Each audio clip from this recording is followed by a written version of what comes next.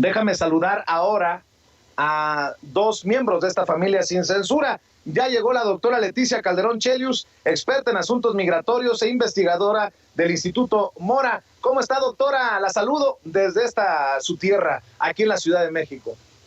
Muy bien, Vicente, pues aquí escuchando y encantada de que estés en suelo chilango, muy bien, encantada.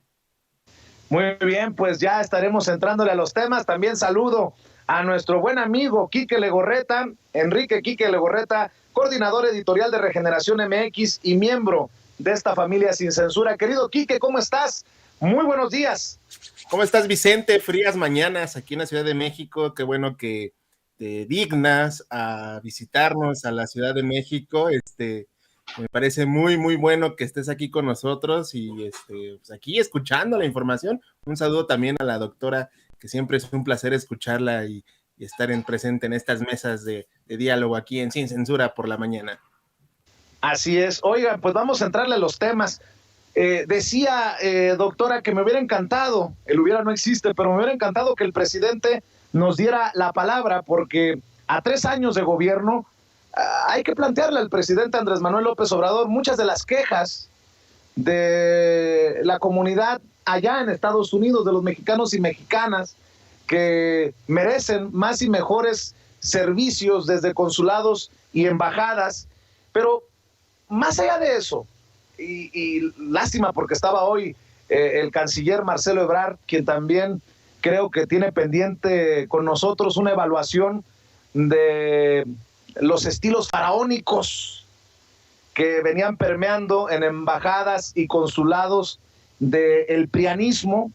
Él iba a hacer una evaluación y nos iba a dar los resultados. Creo que todavía no ha dado esos resultados de la evaluación. Más allá de eso, ¿cómo ve al presidente Andrés Manuel López Obrador llegar a la mitad de su sexenio?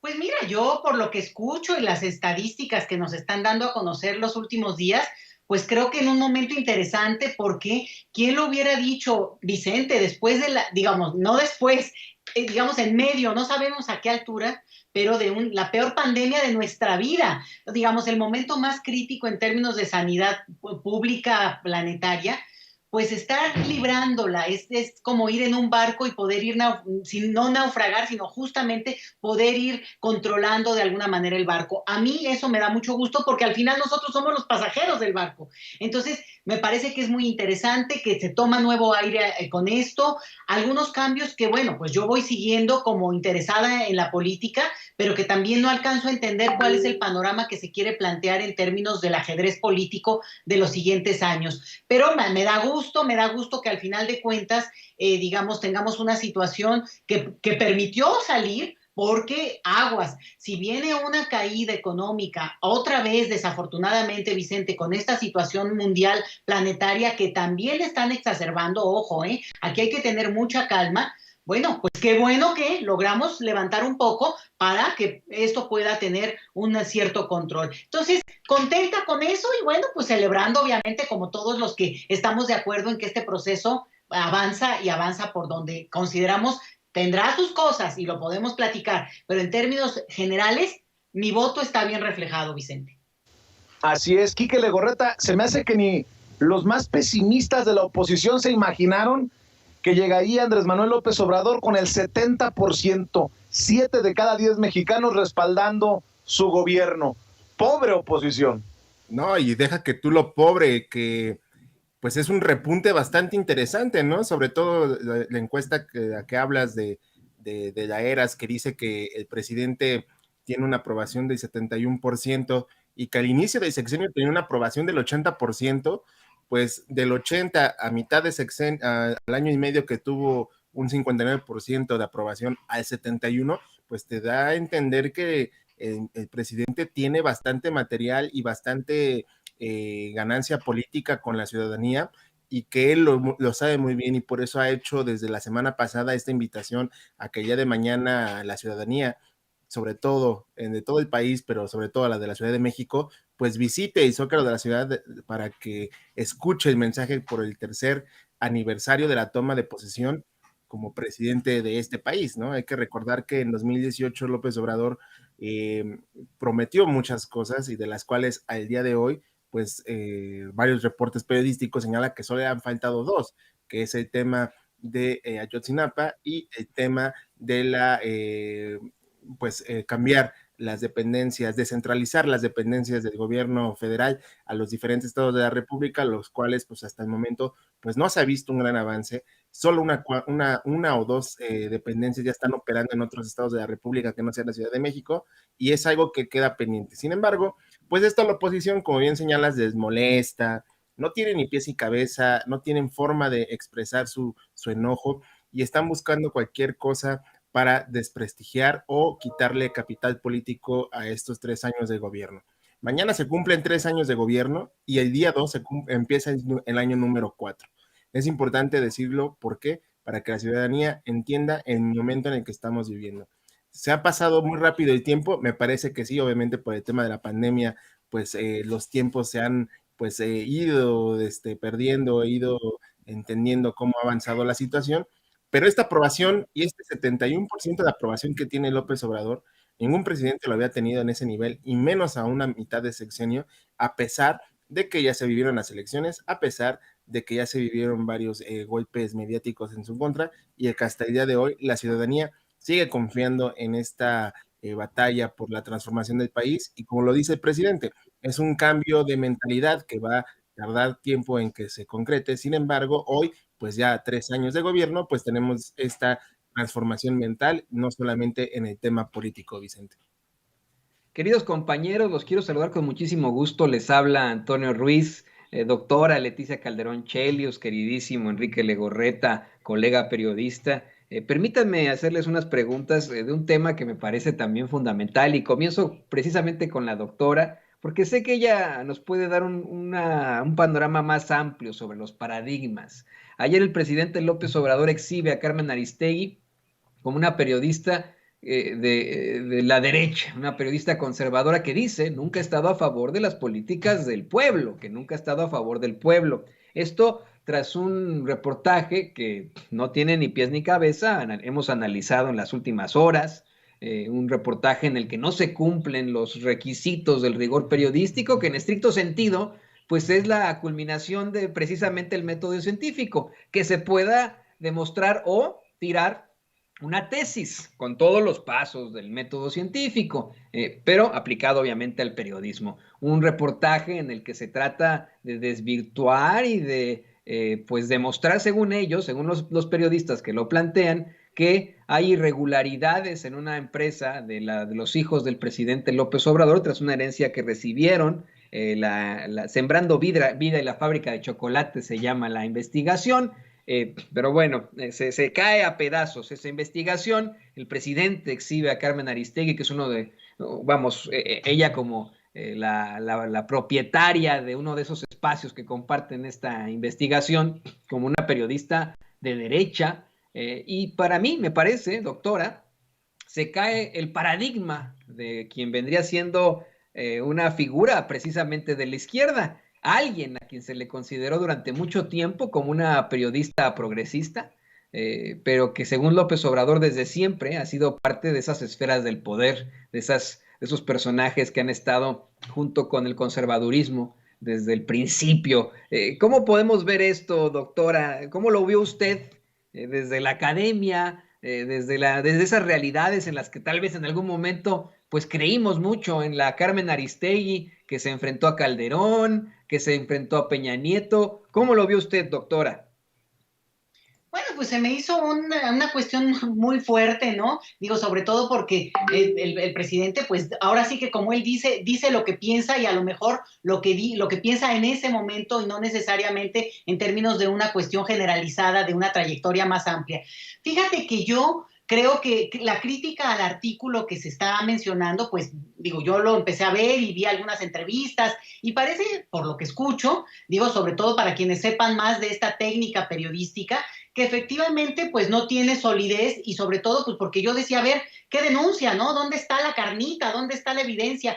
Y pues no, parece ser que es más, bueno, de oídas. Y en ese sentido, pues yo creo que es una crítica muy válida, sobre todo, pues digo, si te están diciendo directamente algo que es la bandera central, en este caso del presidente, pues de corrupción, y que no esté probada, cabalmente. Eso a mí me parecería que tiene un momento, tiene un sentido y que políticamente, bueno, pues se pegan con todo, ¿no? Ahora, la parte que tiene que ver con la periodista, pues yo creo que primero aquí hay que tener muy claro que las trayectorias tienen un sentido mucho más amplio y yo ahí sí defiendo esta parte donde cuando se hace una crítica, por ejemplo, a una institución, por ejemplo, a ciertas personalidades, se ve, no el momento, no una situación específica, sino también se evalúa una trayectoria.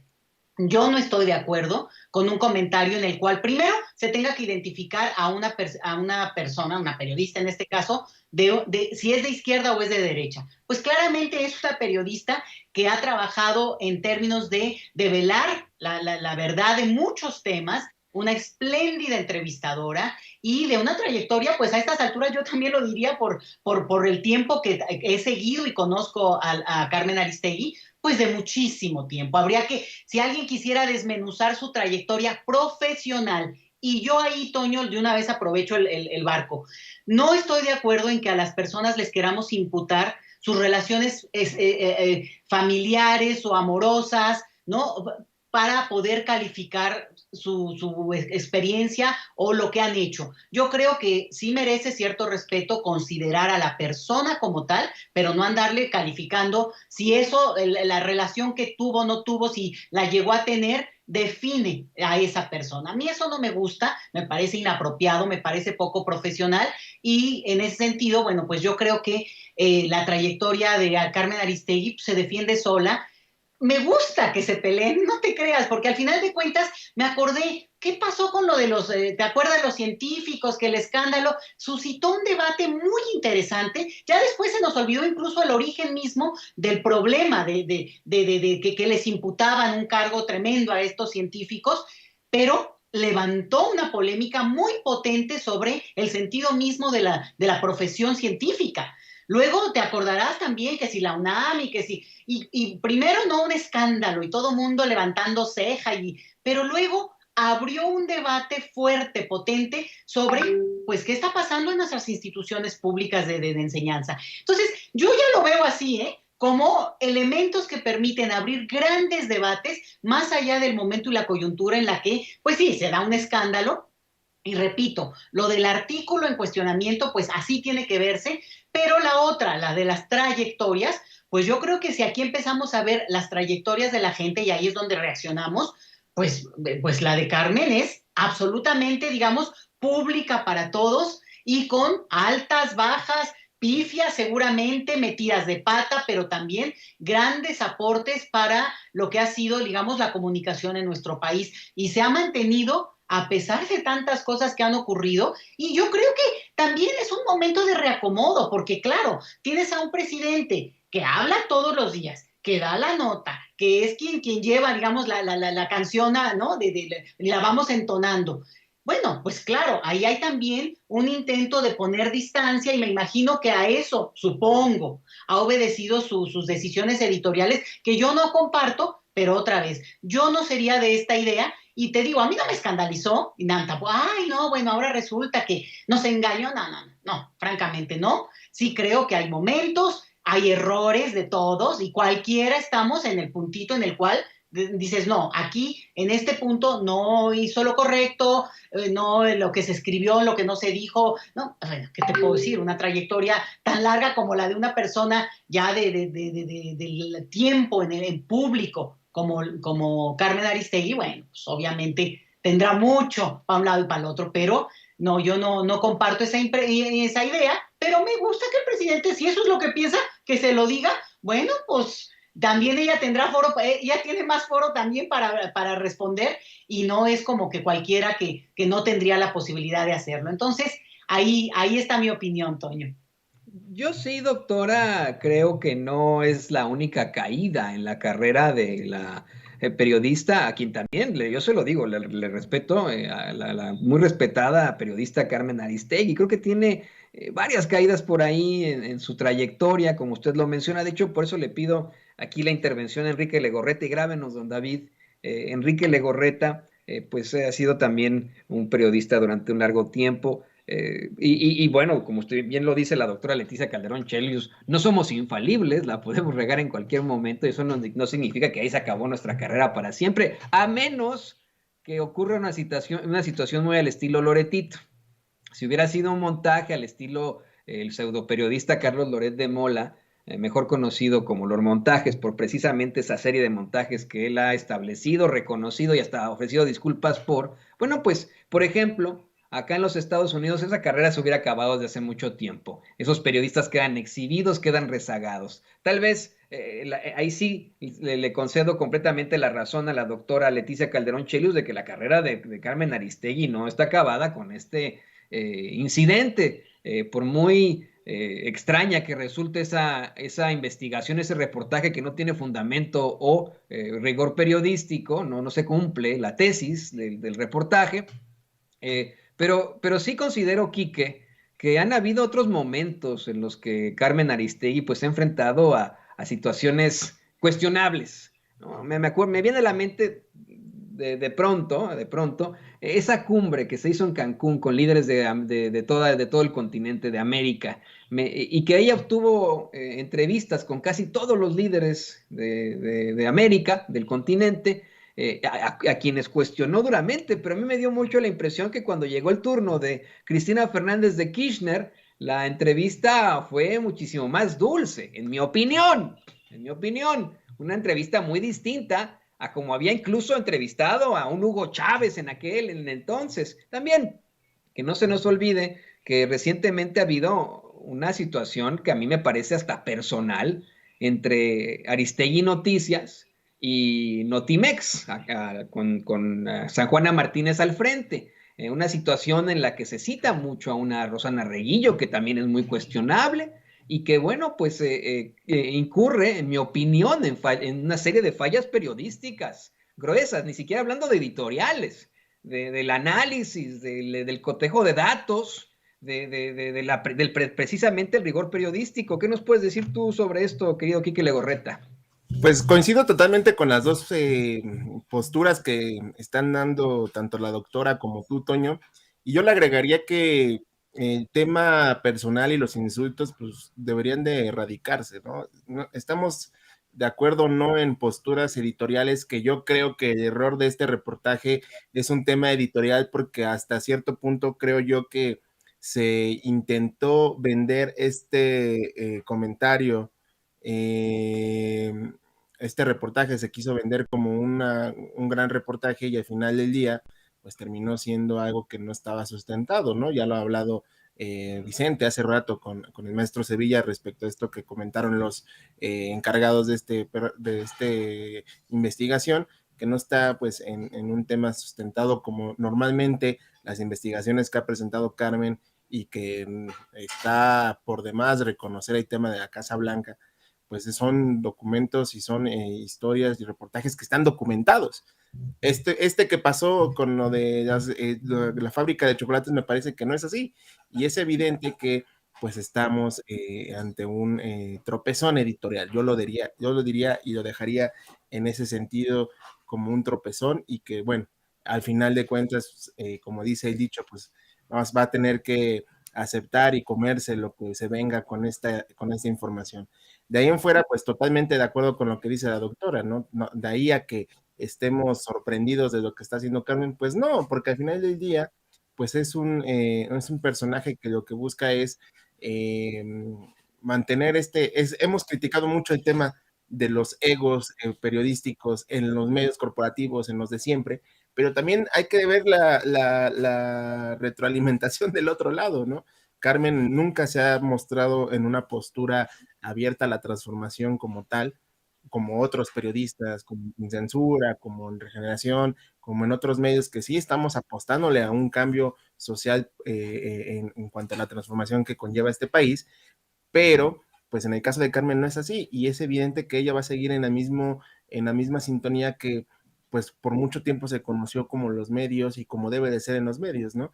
Hay que recordar esta frase de que perro no come perro, pero pues es que ya no estamos en esos tiempos. Entonces es evidente que ella mantiene esa postura porque ella es de la vieja escuela del periodismo que buscaba combatir al poder, y que hoy este poder se sigue combatiendo y se tiene que presentar las denuncias y presentar las investigaciones sustentadas. Y a mí lo que me deja todo este resumen y toda esta presentación de la investigación es un error editorial que el día de hoy va a tener que responder Carmen, porque ella se prestó como medio de información para presentar esta investigación, y que no nada más es ella, es Proceso y todos los demás medios que fueron partícipes en la difusión del mismo, mi estimado Toño. En definitiva, esto pues es como lo ha planteado Vicente, como lo planteas tú, como lo plantea Ricardo Sevilla. Ella es la cara de su medio de comunicación, se llama Aristegui Noticias, ¿no? Hasta eso, ¿no? Se llamara, pues no sé, ¿no? Legorreta Noticias, otra cosa sería, pero es Aristegui Noticias y ella es la que tendría que, pues también enfrentar ese tipo de consecuencias. Déjeme cederle los micrófonos a mi compañero y amigo Vicente Serrano, quien tiene más preguntas para esta mesa de análisis muy interesante con la doctora Leticia Calderón Chelius y el queridísimo Enrique Legorreta. Vicente, el micrófono es tuyo. Gracias, mi querido Toño. Bueno, para cerrar, doctora, para cerrar, Quique, este balance que podamos hacer de los 3 años de gobierno, entonces tiene que ir de la mano de la aprobación del presidente Andrés Manuel López Obrador. No entendería uno esta aprobación si le estuviera yendo mal al presidente, a la Cuarta Transformación. No, simplemente no sería, doctora, para cerrar. No, pues evidentemente la percepción generalizada es que la situación es suficientemente grave, Vicente, y lo sabíamos, como para no seguir por el camino en el que íbamos y que, obviamente, aún con problemas y aún con tal cantidad de dificultades, porque eso tampoco lo podemos negar, digamos, hay situaciones y lugares donde la situación, perdón, pero es muy grave, ¿no? Zacatecas, en mismo Guanajuato, y podemos ubicarlo, pero aún así, la percepción de que se está intentando o que por lo menos hay, digamos, un cambio en la correlación de fuerzas en el sentido de no tapar o no ser cómplices, eso yo creo que lo compartimos la mayoría. Y me parece que eso es lo que permite y entiende que hay una posibilidad de ir avanzando en términos de la gestión política. Yo nada más te lo digo, yo creo que es generalizado o en todo caso que me desmientan, pero la impresión de que esta pandemia con los rateros que teníamos antes, Vicente, bueno, no sé dónde estaríamos. En cambio, ahora la impresión es, con todos los errores que pudieran decir, sin embargo, sabemos que no nos, digamos, aprovecharon para dejarnos en ceros en la cuenta. Y creo que eso es positivo, porque al final de cuentas, estamos viendo que, aunque queremos que se amplíen muchas cosas, que si la vacunación como en otros países, que todavía falta, sí, pero sabemos muy bien que no es por falta de intención o incluso de ir viendo de dónde se va moviendo el recurso que se tiene. Hay mucho por hacer, muchísimo, pero creo que no nos han dejado, digamos, la promesa va avanzando y eso es algo muy potente, Vicente. Siempre la esperanza, y no es una cuestión nada más así metafísica, no, es potente en términos políticos, Vicente. Así es, Quique Legorreta, escucho tu opinión. Pues mira, los resultados son importantes y me parece que llegamos en 3 años a... Es que es complicado, Vicente, es complicado hacer entender a la gente que las cosas ya no son como ellos han venido acostumbrado a hacerlo por más de 80 años, es complicado. Es evidente que, y aquí entraría el dicho, bien dicho, de que mono viejo no aprende nuevas maromas, y es evidentemente que la sociedad tiene que ir poco a poco comprendiendo que en 3 años no van a cambiar 80 años de tanto saqueo, tanto robo, tanto violencia, tanta desigualdad. No van a cambiar en 3 años lo que se pasó viviendo todo este país por más de 80 años.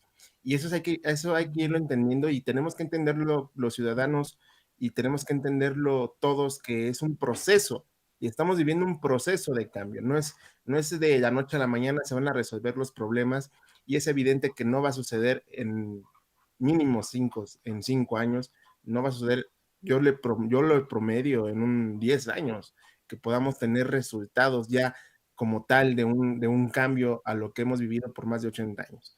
Evidentemente, pues mi generación, es la que se va a encargar de poner todavía más los cimientos, y no estoy hablando de mi generación como joven, más bien estoy hablando de la generación actual, la que tiene que entender que las cosas ya no son como nuestros papás lo hacían o que nuestros abuelos lo vivieron.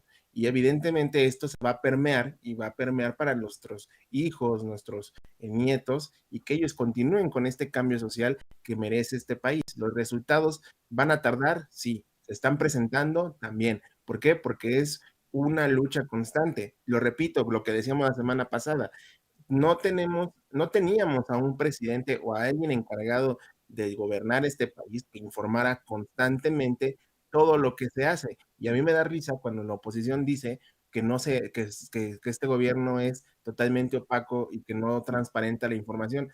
Pues entonces hacen lo que quieren y quieren creer lo que ellos creen es lo que está sucediendo en el país. ¿Por qué? Porque todos los días el presidente informa. Y el ejemplo claro es los lunes. ¿Cuánta información de las obras más importantes de este gobierno no se da?